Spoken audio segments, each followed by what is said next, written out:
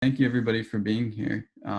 Everybody who's attending, and thank you Amy, Ian, and Amanda also for putting aside some time and coming in to talk with us.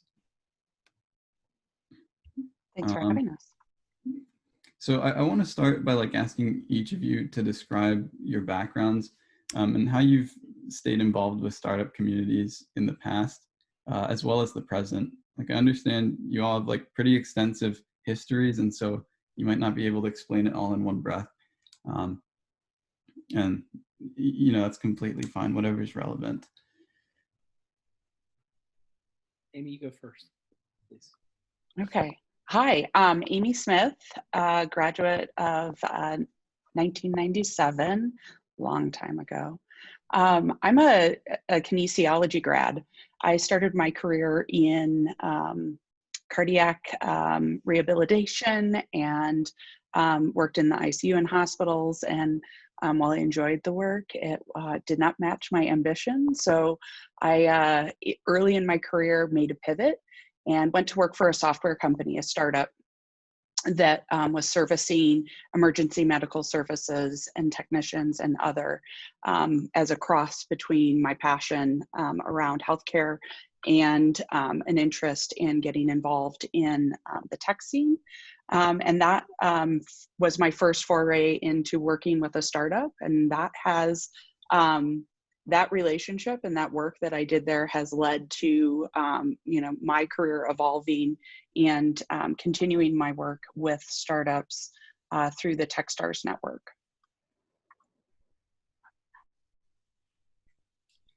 So like Amy, my career has also, I like to say I took the scenic route into working with startups.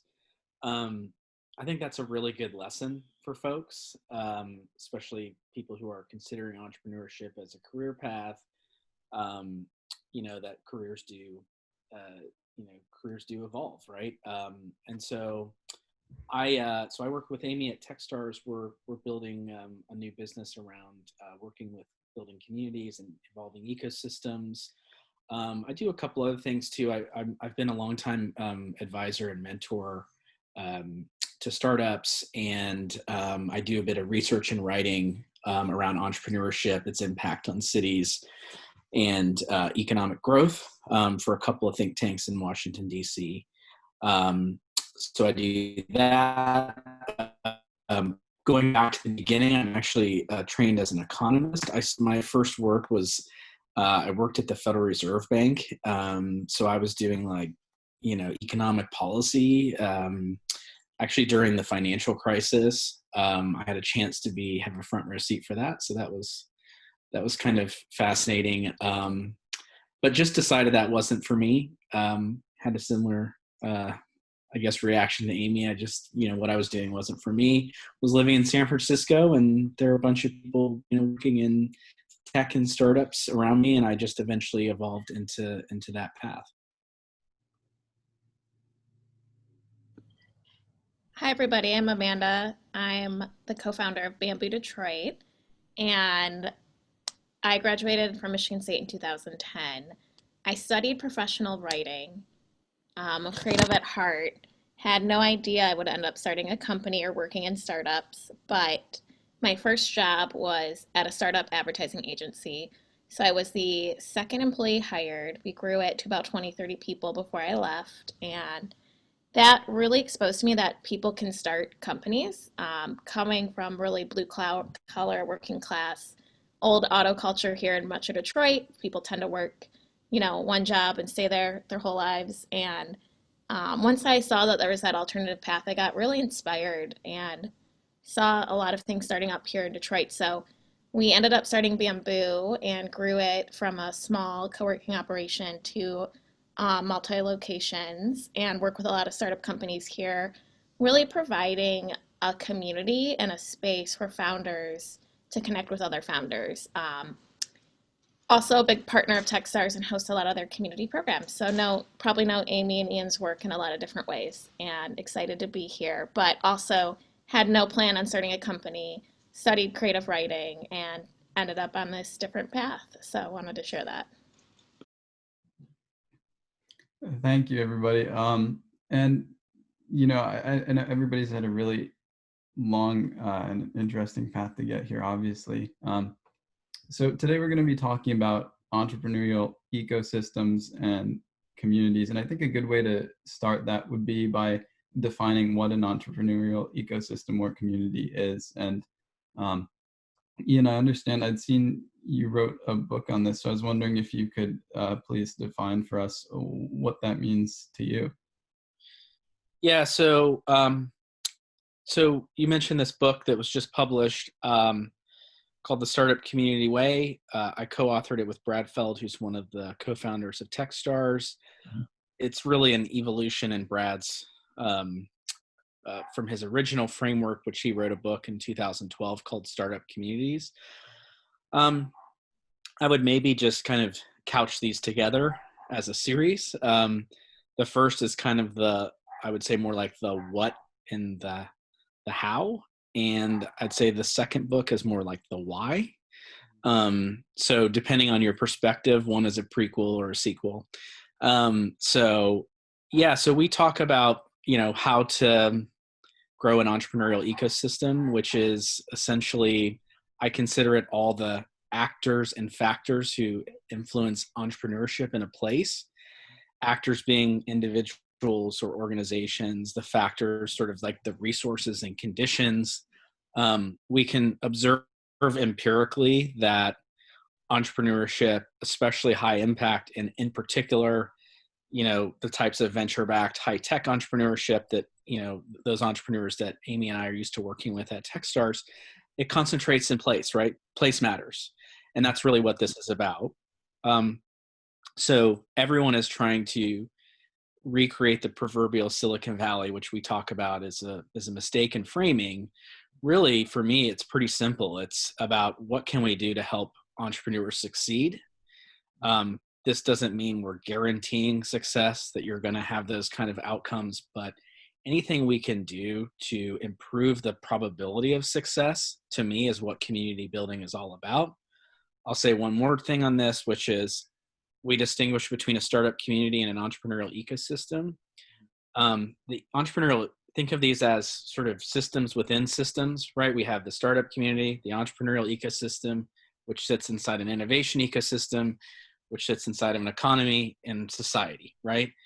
The importance for calling this out is that there are different people involved and they're engaging in different ways. So a startup community, I think of it as primarily individuals rather than organizations.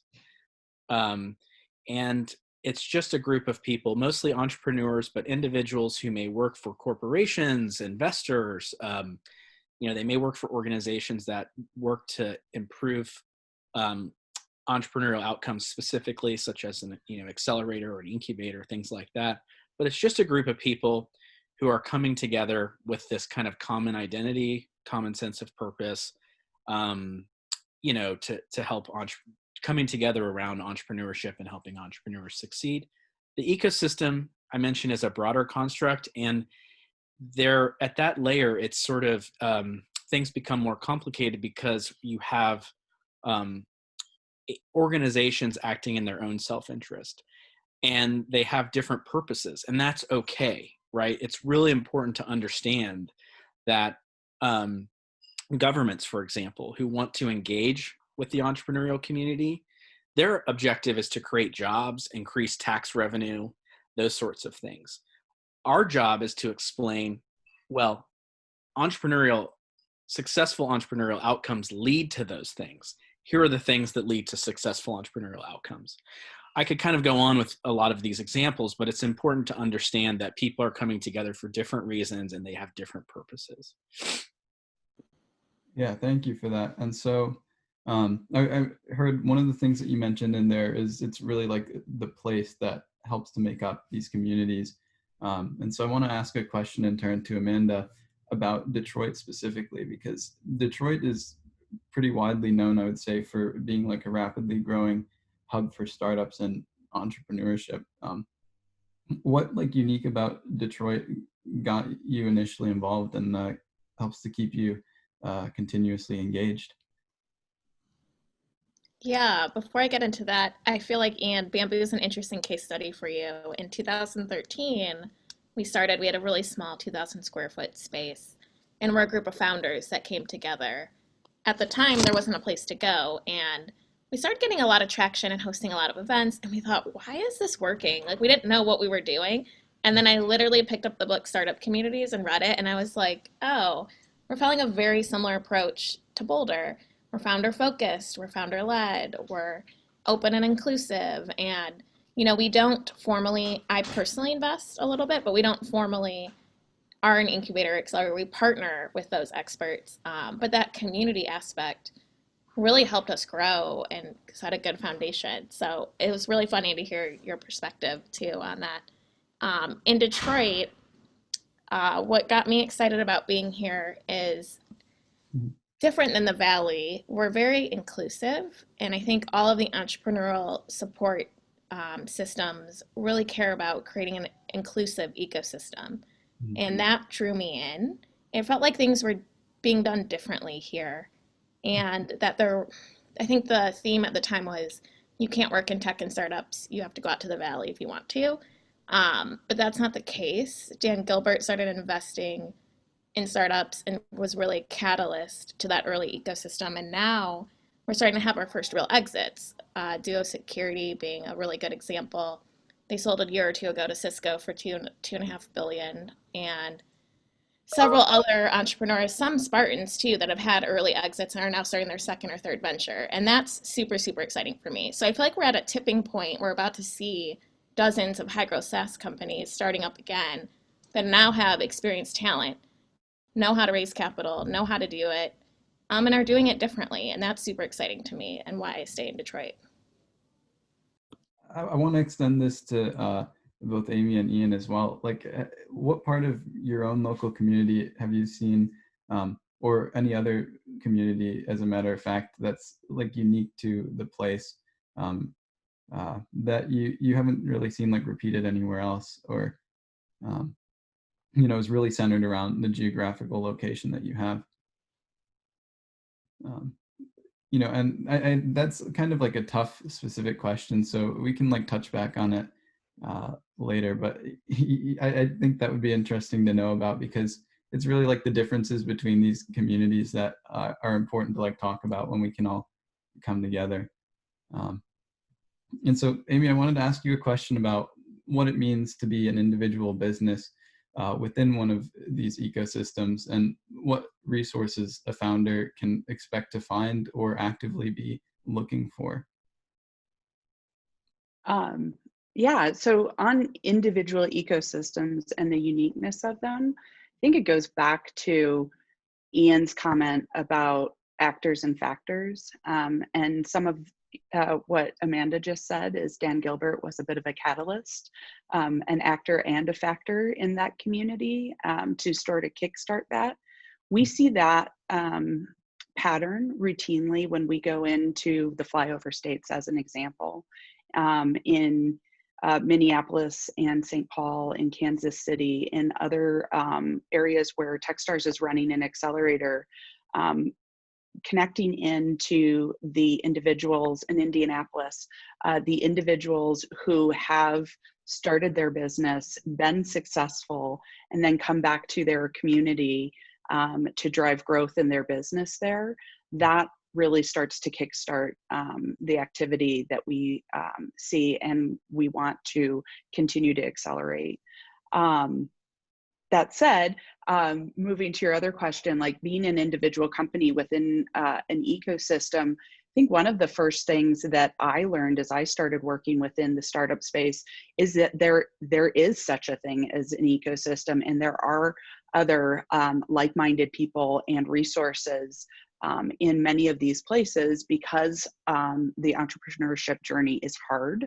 Entrepreneurs then, as they have received help from people within their community, want to give back and want to make sure that other people who are joining the entrepreneurial space have that same support system. And so we start to see a growing trend there. One of the things we talk about at Techstars as a core value is give first.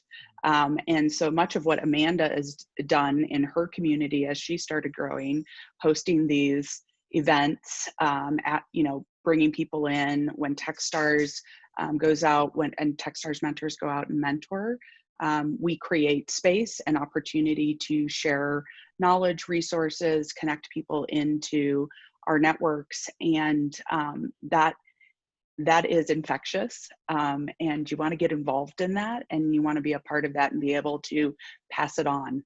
So that's how I have experienced it in my past. That's Griffin. Nice to meet you, Griffin.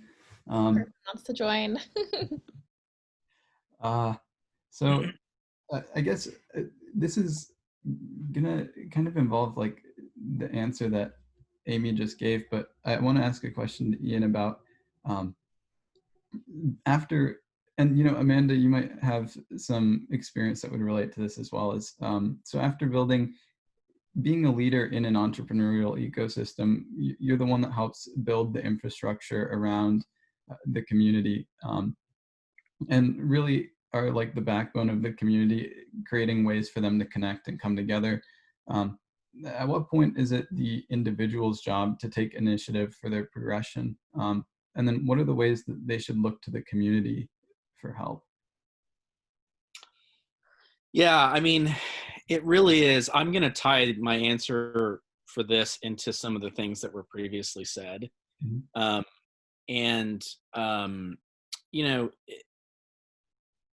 It really is about individuals, right? So one of the reasons, so at Techstars and in Bradsfeld's early thinking, the focus is on the entrepreneur, mm-hmm. right? Now that seems sort of self-evident that a startup community should be about the entrepreneurs, but in too many places it gets lost.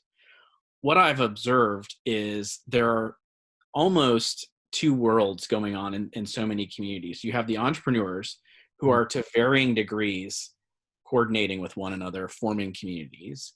And then you have like what I call the entrepreneurship industry, which is like the apparatus around that. So, various economic development initiatives, often real estate based plays that are meant to serve the entrepreneurs, but are often completely disconnected. Right. And so, so beyond the fact that entrepreneurs are the ultimate end user, mm-hmm. We put a focus on the entrepreneurs as because too often this gets sort of lost in a lot of these top-down initiatives that entrepreneurial ecosystem building approaches are taking.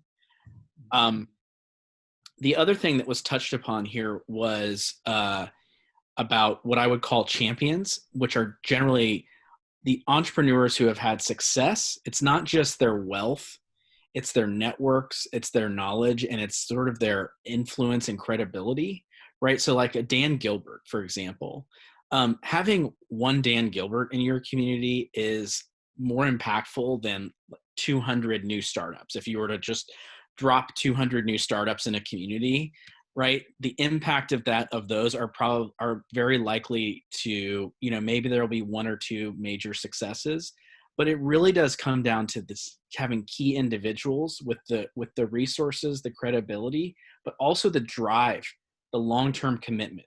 So this does not unfold overnight, right? There's a great example in my book from Indianapolis, right? Scott Dorsey is an entrepreneur who founded a digital marketing company called ExactTarget.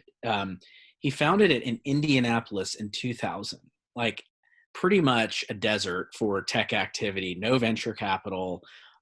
Why on earth would you found this company there? But that's where he and his co-founders lived. The company eventually exited for $2.5 billion in 2013 to Salesforce. Salesforce is now doubling down its investment in that community. And I think there's something like 2,000 Salesforce employees in Indianapolis now. But what Scott also did after the exit, he, rather than going off into retirement, he created High Alpha, which is a venture studio and early stage venture fund with the ambition to make Indianapolis the greatest place on earth for software companies. So so Exact Target's founded in 2000, right? Now we're in 2020. High Alpha is just starting to get that flywheel going. Let's assume that one or two of those companies has success, right? That are being funded right now, being formed right now. It's going to be maybe another 10, 15 years till that exit comes, and then another 5 or so years till those the founders and early employees spin out of that. So now we're talking about a 40-year period. Okay. And so this is one of the key reasons why we stress entrepreneurs being leaders, because these are the people who are committed. It's not just the knowledge. It's not just the, being the ultimate end user. I also think another thing that's missed in this is that entrepreneurs are really good at solving problems and mobilizing people. So that's another reason why they should lead. But this final point of just being, people who are committed to spending the rest of their lives in these communities for making them better. And that's the lens. I'm not saying you have to stay in one place forever in order to participate in a startup community. I've lived in a few different cities and have participated and continue to participate in these communities. But the people who will be driving the change, sustained change, are the entrepreneurs who are committed to spending the rest of their lives to making their city the best place for entrepreneurs that it can be. I know, Amanda, we had talked about Detroit Startup Week from Venture Catalyst, I think is the name. And, I think I was wondering, what are some examples of events that you've hosted like this that have received, pretty positive feedback from people, and also that you think really help benefit them on an educational scale? Yeah, we think of Detroit Startup Week as this entry point into the ecosystem. It's different than a lot of other cities. It's a large scale 10,000 person event. And in Detroit, we don't have very many of those. So it ends up being this great way, and more year over year, we attract more people from around the country to come in. It's like our own version of a South by Southwest. So you enter into the ecosystem. In that week, you can literally meet every local investor, every local stakeholder. They're all involved, and it brings everyone in the ecosystem together. And then, you might, for those listening who's an entrepreneur or on your journey yourself or thinking about it, I think in Detroit, we have a lot of great resources. We have a lot of great people. But as a founder, you want to be around other people building companies, and you need access to talent and capital. And those are the two biggest things you need to get going. So at Bamboo, we try to foster that. And we do open pitch nights monthly that are all virtual now. So we were talking about how in the past week, we've had more people tuning in from Chicago, New York, and Berlin, which is great. And native Detroiters leave all the time, and now we're starting to come back, which has been a talent drain from our ecosystem and is super exciting to see. So for those founders on the call, you might think, I would say go where you think you're going to get good experience. Maybe work at a startup if you're just graduating for a few years so you can understand, is that something you want to do? And then come to some free community events. They're really easy to engage with. It's a good first step to meeting people. In our ecosystem too, then if you were going to start a company, you might go through a pre-accelerator or an accelerator. We have a couple in Detroit, although, we need a couple more from our friends at Techstars. And and then you would start raising funds. We have some venture capital in our state. It's growing. But most people raise venture capital all around. And what I love now during COVID is that I feel like it's more accessible to participate in programs and events and accelerators that are all virtual. So you may not have to pick up and move if your living situation doesn't accommodate that, or you're, in a way it's a little bit more accessible. So not sure if I answered that question, but I think we have a lot of great free ecosystem events that help bring you in and help expose you to what's happening in Detroit. But you, if you're listening and starting a company, need to sort of decide what's best for you in that company. I want to switch gears a little bit here, and I'm going to ask you a question, Amy, and I want to zoom in on scope a little bit here as well, from the community itself to the scope within an organization. I'm wondering what an individual can do from within a large corporation to introduce this same spirit that you see in communities of people that are starting companies? For example, like what can they do to introduce change or influence the direction that the company is moving, and really help such a large like dead set organization with a goal, um, and influence like the direct, or stop them from stagnating? Yeah, very interesting question. Interesting in part because Techstars, as we run accelerators around the world, we often partner with large enterprises. And the reason why they partner with Techstars in many cases is for that exact reason, to help, sort of unstick and kickstart some more entrepreneurial thinking within the organization. And so in the participation of the accelerator, one of the ways that happens is by mentoring other startups, and the observation and working with those startups creates an awareness of how quickly motivated teams with a clear vision can move and develop something. As individual, joining a new enterprise where you might see opportunity, I would say the first best step is to develop some relational capital and some trust within the core work that you are supporting within your team, by demonstrating your ability to deliver, and showing accountability to delivering results is a great first step for being able to have a platform to bring new ideas and opportunities to your leadership team on how this was great work. We produced a great outcome. Here's another idea that's a little bit different, that sort of thing. But first, really establishing that credibility within your own execution capabilities, I think, is important. Yeah, thank you for that. That is definitely non-answer that I would have expected. Is like knowing accountability. So Ian, I want to ask you a question now, and going back to like the startup space, but kind of starting small. As everybody in the startup space is looking to grow, and so this means that they're ultimately looking to surpass their current environment's scale. So, for example, moving from being known within an organization to being known locally, or moving from being known locally to citywide. What mindset should people have in order to retain the connections that they still have, and also be productive as they move forward? So you're talking about, as one begins their entrepreneurship journey, how to maintain the connections with their pre-existing engagements. Is that sort of the essence of your question? Yeah, that's right. Well, let me say, let me answer it this way, which is, look, all relationships, and this is what we're talking about: startup communities, entrepreneurial ecosystems, whatever you want to call it. Like, these are all fundamentally systems of human relationships. Those require maintenance. They require accountability, trust, that sort of thing. That's how relationships work. That's how the currency of exchange in these communities, for me, is just trusting relationships, where people are willing to share ideas, share relationships, volunteer their time.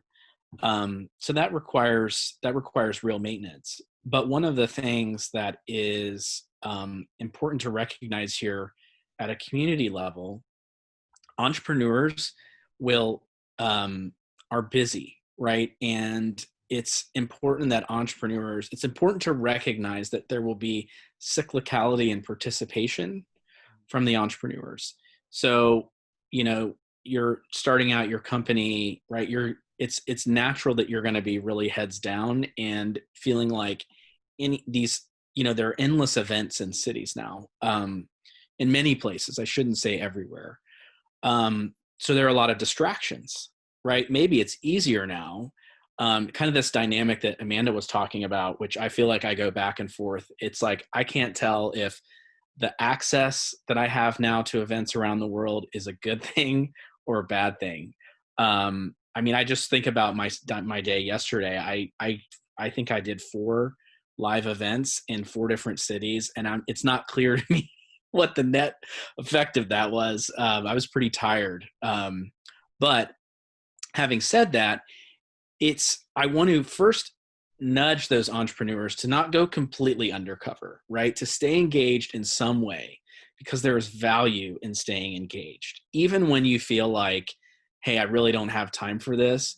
I don't know about you, but every time I show up to something, I get something out of it, and I'm reminded about why I did that. So there's a healthy balance there. The other thing to call out here is that it's up to the community as a whole, recognizing that cyclicality and to keep the thing moving forward, right? You have to build some kind of infrastructure to keep that momentum going, recognizing that leadership and participation will change over time. And in fact, I would argue that if it's not changing, right, if it's not a very dynamic leadership structure or participation, if people aren't coming in and out, if it's the same people, that's not a very good sign.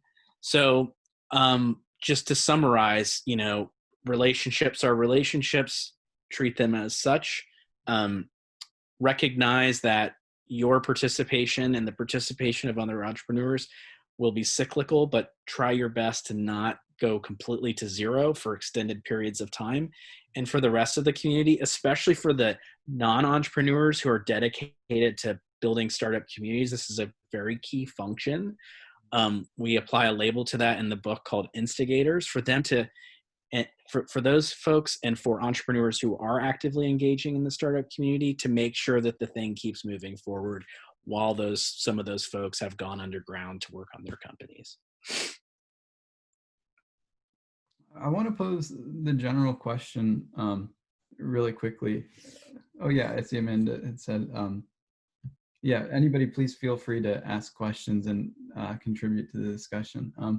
I want to ask really quickly what everybody's opinion has been on the pandemic, and if the effect of it has been positive or negative. You just mentioned the scale. And yeah, I've had a change in experience of what even MSUEA has been doing to deal with that. And the engagement obviously has changed a lot as well, as we are sitting here in a Zoom call. So I'm wondering what everybody here thinks, like positive or negative, the effect of Corona. I think it's both. Obviously, being in a global pandemic has a lot of challenges and is impacting and hurting people in different ways. In Detroit, we got hit very hard, and we've now recovered and are starting to recover. A couple positive things that I'm excited about, though, is more access to more resources, people really realizing how important their local communities are and being connected, especially in crisis. And more companies are starting up, and that happens. I'm sure Amy and Ian could speak much better to this in a down market. I think you see more innovation and more people taking a risk to make a change. And one other thing I'm excited about is wellness. And I think being a founder is very, very, very tough. You feel alone. You have a lot of extremes, highs and lows you navigate. One of our mentors and partners, Doug, who started Duo Security, says it's your best and your worst day all at once, being a startup founder. And I think a pandemic has caused a lot of our founders to create more balance in their lives and think about wellness and taking care of themselves and their families, which is hard to do when you're running a startup and important to think about, I think, in everything. So I am hopeful that trend will stay as we exit COVID. Yeah, from my perspective, it's been hard. When as I engage in the Techstars network and ecosystem, I'm engaging not only at the founder level, but also with large enterprises and other groups within the ecosystem.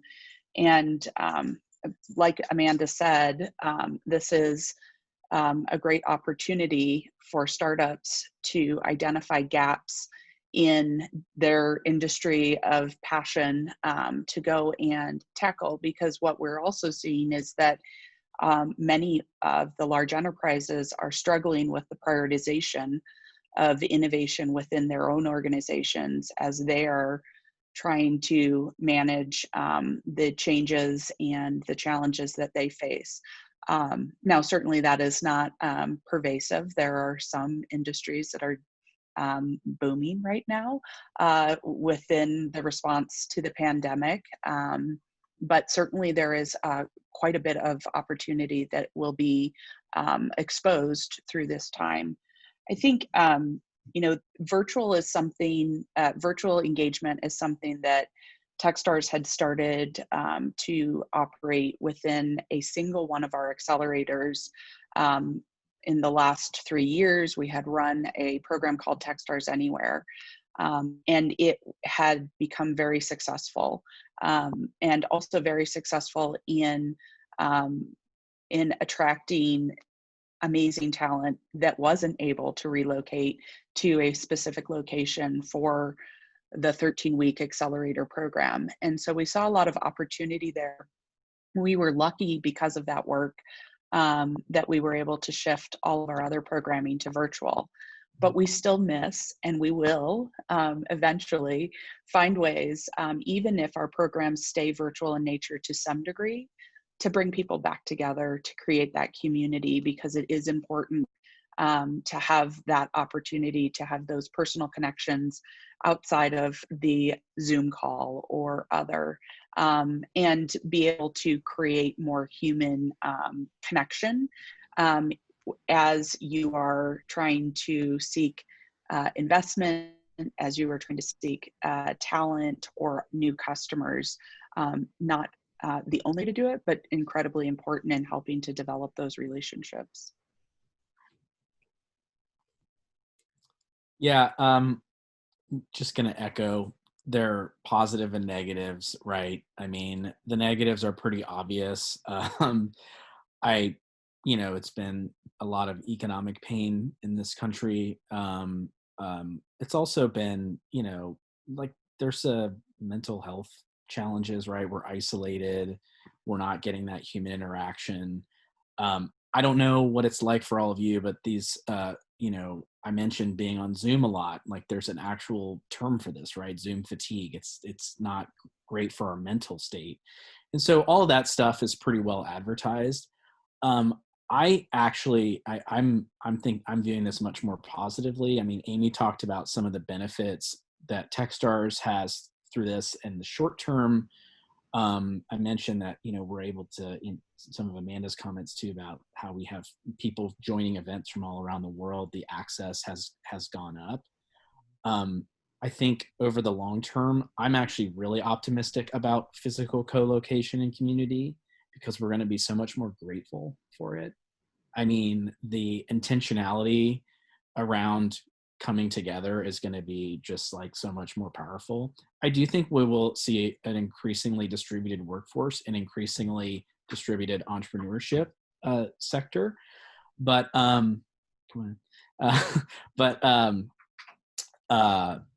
but I don't think that people want to work from home 5 days a week. Like we tried that experiment. We're trying that experiment.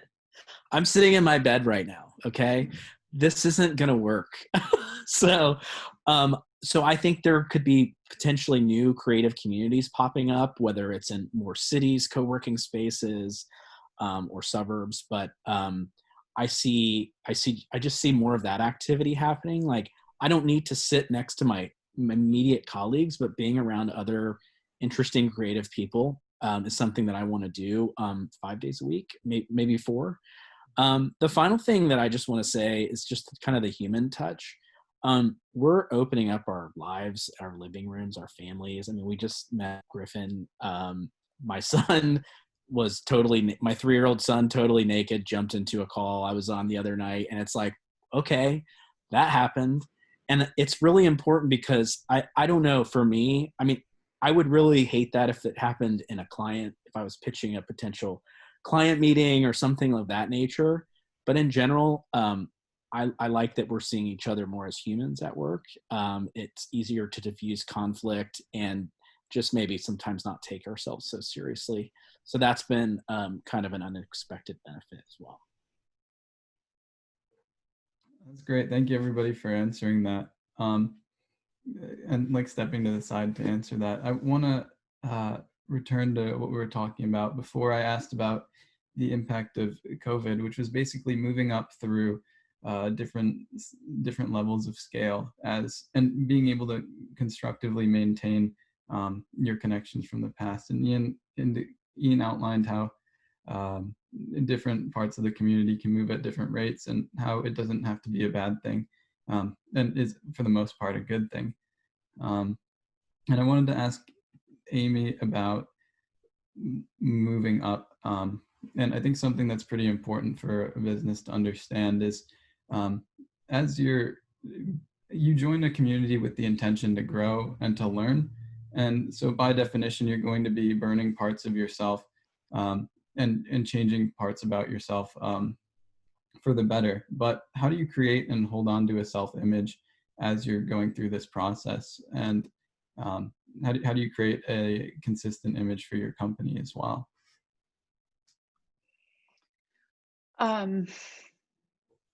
So I think what you're talking about is culture. As entrepreneurs, you all have a vision or a problem that you're passionate to go solve. One of the important things that you should think about at the beginning, and I'm sure Amanda and Ian will echo this, is what is the culture of that business and that team that you want to develop, such that you will have a productive, vibrant work environment that people are engaged and excited to lean into and work hard at. Because I think we've said it before today, entrepreneurship is hard. It can be hard. And startup, there's a lot of turbulence in the startup of your business. And so identifying what that culture is, what are your core values, I think are important. Thinking about that. There's plenty of mentors around that you could reach out to think about your core values. But how are you going to show up in your community, not only as a person, but as a company? What do you expect from that? And then I guess I would say then, creating transparency to what that is, and living by that, and instilling it in the team members that you bring into your team as you start to grow and expand. Thank you. So this is actually our last round of questions. And so if anybody in the audience has any questions they'd like to ask, please feel free to throw them in while we're going over them. So this is for Amanda, and it's actually it's a bit political. So I understand that you integrate like a lot of diverse people, and well, I'm wondering, how can people of different political views put aside their differences and come together to work on projects, especially in like such a polarizing climate as we're in right now? Good question. We're not able to sway, I think, the larger political climate, and that's not our role. But from what Bamboo's done differently is we didn't look at diversity, equity, and inclusion as a Band-Aid solution to add later. We built it in our foundation. So we started as a diverse team with 2 Black founders, 1 woman founder, and East Side Italian founder in Metro Detroit. And so that created this. Immediately, having a diverse leadership team was impactful from the beginning. It brought diverse perspectives, and it built trust in Detroit. And then moving forward, as I took over as CEO, we invested and built our 25,000 square feet of co-working space in one of the only Black-owned buildings in downtown Detroit.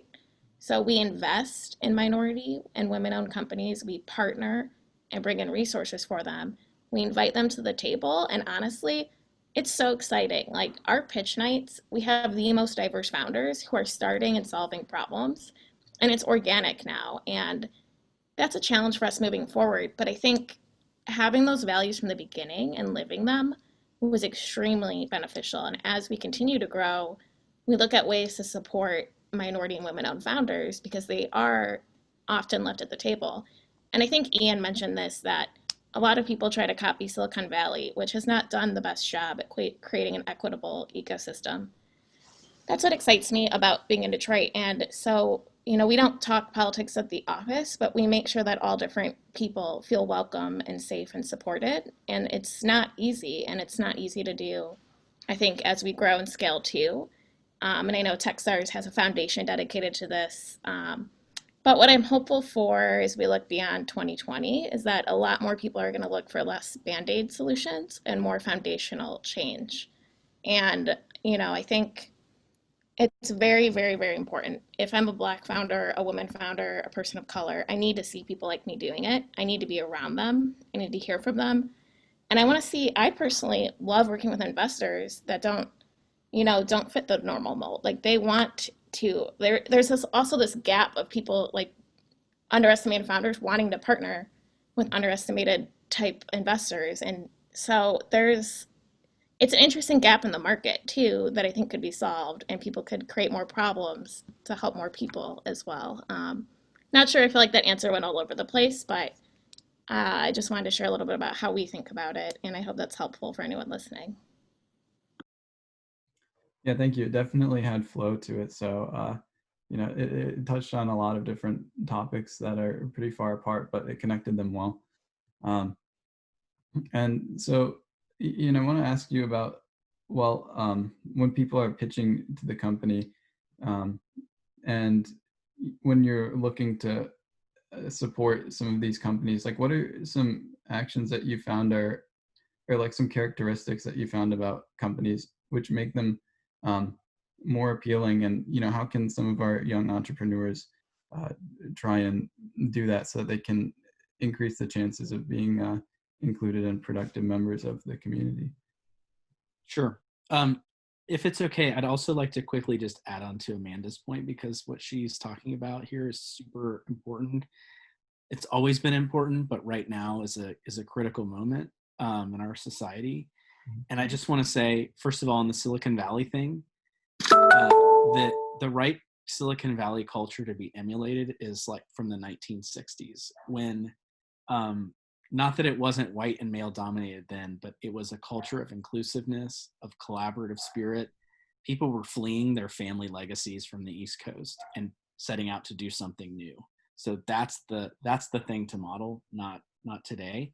And just one thing on inclusion I want to add is it's we're having this conversation about making people feel safe and included. I'm finding that I think the next layer to go, I mean, that's a starting point, but the next layer we have to go to is seeking out self-organizing communities that from underrepresented groups and bringing them into the fold, right? Because this is already happening. Groups are segregating. That's been a natural thing.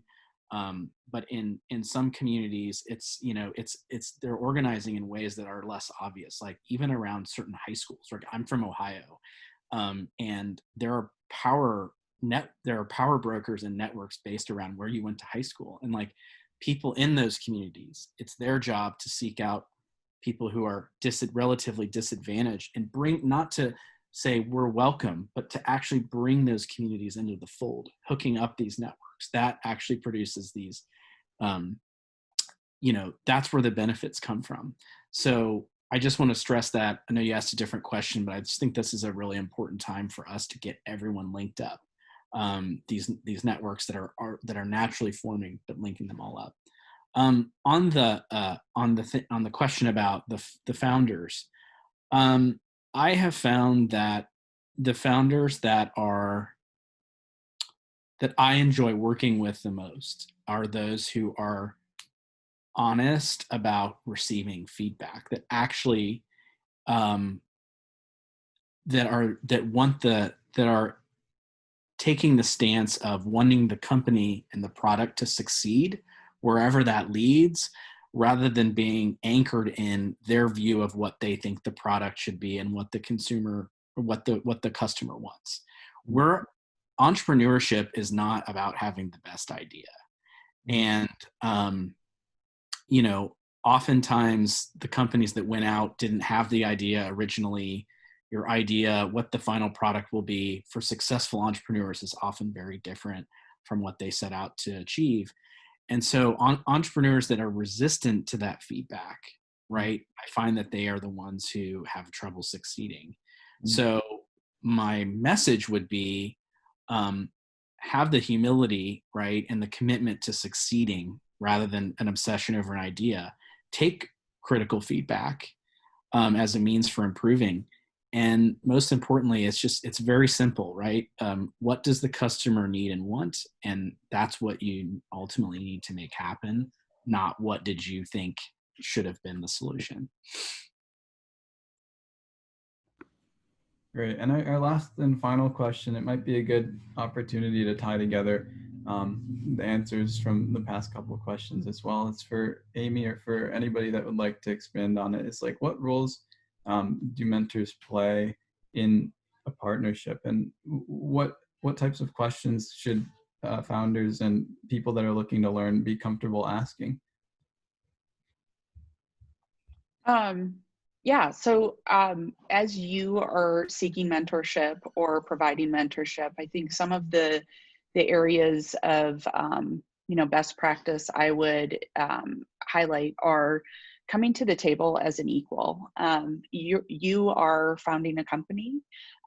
You are new to the business world, but you are in charge of your business, and so make sure you seek out mentors who want to operate with you on a level playing field, a level conversation, as opposed to someone who is coaching down to you. Someone who is interested in exploring and having a Socratic conversation with you, uncovering challenges, uncovering ideas, and less of mentorship is not about telling, this is the way to do it, this will work, this won't work. Really, you're looking for someone that you can strike a good relationship, have a trusting relationship, and can have a productive conversation where you can bring ideas to the table and be sounding boards for each other. The best mentors give as much as they receive in those opportunities, or receive as much as they give in those opportunities. And so you want to find opportunities where your mentors, where you're able to give back to them as well.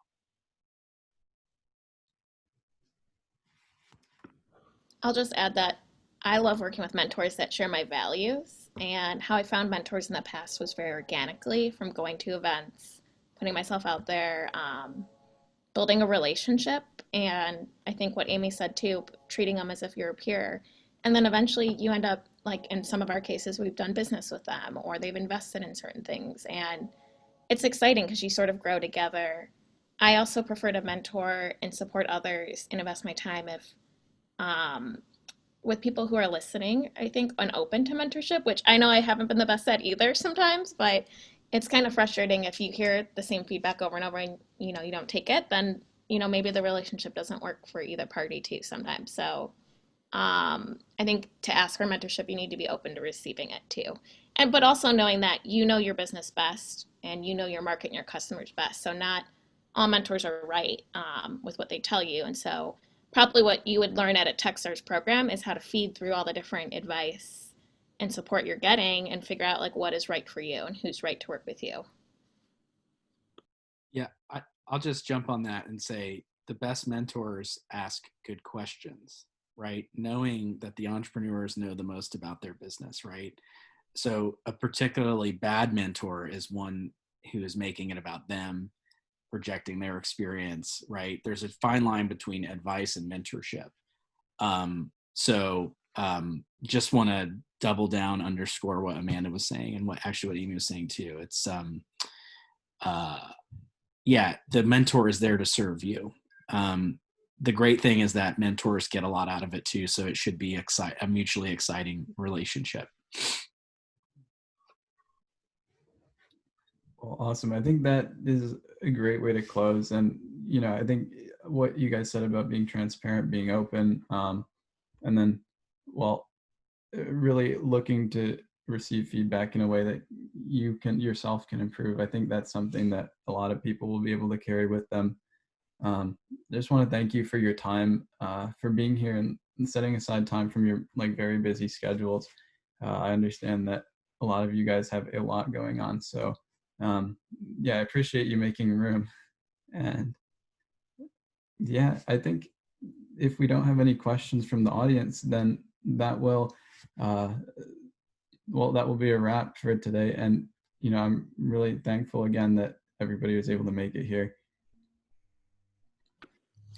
Thank Thanks. you. Thank you guys. Thank you.